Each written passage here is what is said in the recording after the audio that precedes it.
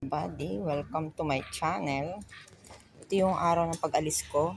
Sabi alas 9. Excited sila magpalaya sa akin, tapos mamaya 11 na daw. Paano yan?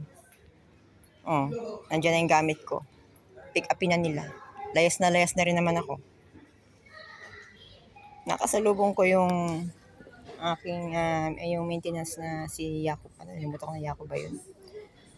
Nalimutan ko na Isaac na taga Spain. Sabi ko, lilipat na ako. Sabi ko, okay yun, makalipat daw ako. Sabi niya, ang hotel daw ng Leonardo sa Dead Sea ay sarado. Dahil nga sa digmaang ito. Sa kadahilan ng yan, isang Pilipinang babae ang dadalhin dito sa hotel ng Leonardo pag alis ko. At isang Pinoy.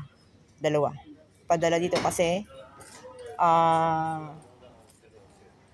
yun nga, sarado, wala silang trabaho.